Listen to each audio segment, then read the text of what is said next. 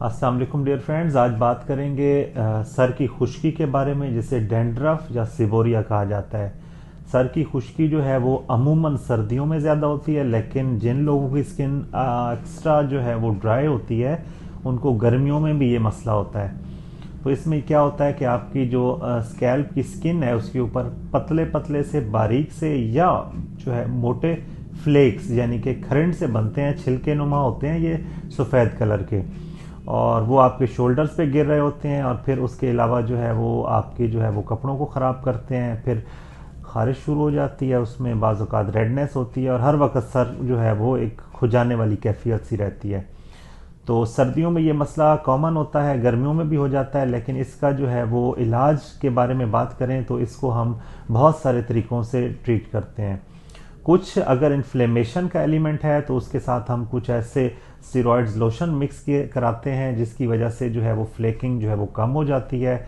उसके अलावा फिर हम कुछ एंटी फंगल शैम्पूज़ होते हैं, कुछ जिंक पारेथियन के शैम्पूज़ होते हैं, कुछ कीटोकोनाजोल बेस्ड शैम्पूज़ होते हैं जिनमें कुछ सैलिसाइलिक एसिड होता है, वो स्किन को जो है वो क्लियर करता है और जो फ्लेक्स होते हैं उनको ऊपर से साफ़ करता है।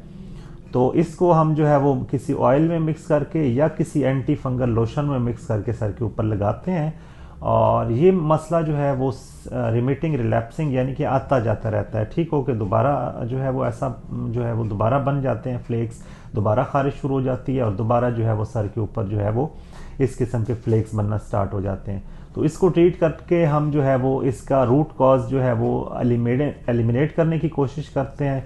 बाज़ औक़ात इसमें एक फंगस भी इन्वॉल्व होती है जिसको मेलासीजिया फरफर कहते हैं, और वो फंगस जो है वो हम उसको एंटी फंगल दवाइयों से जो है वो ट्रीट करते हैं। खारिश इचिंग के लिए साथ एंटी हिस्टामिन यानी कि खारिश की टैबलेट्स वगैरह दी जाती हैं। फिर आप अगर जो है वो सर के अंदर खारिश और खुश्की का मसला परसिस्टेंट और बरकरार है तो उसके लिए फिर हम जो है वो रिपीटेडली जो है वो डिफरेंट शैम्पूज़ के साथ मिक्स करवा कर ये लोशंस वगैरह लगवाते हैं, तो उससे जो है वो ये मसला बेहतर रहता है। तो इस मसले को ट्रीट करने के लिए आपको चाहिए कि आप अपने शहर के किसी भी डर्माटोलॉजिस्ट के पास जाएं, ओपिनियन लें। उसके बाद इसका जो है वो रिमिटिंग रिलैप्सिंग को मद्देनज़र रखते हुए अपना जो है वो इलाज जो है वो तजवीज़ करवाएं।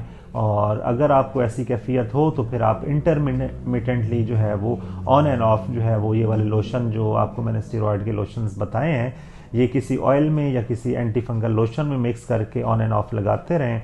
और ऐसे शैम्पूज़ भी इस्तेमाल करते रहें जिनके अंदर जो है एंटी फंगल एलिमेंट होता है या फ्लेकिंग को कम करने वाला एलिमेंट होता है, तो वो फिर आपका ये मसला जो है वो परमानेंट बेसिस पे ठीक रहता है। Thank you.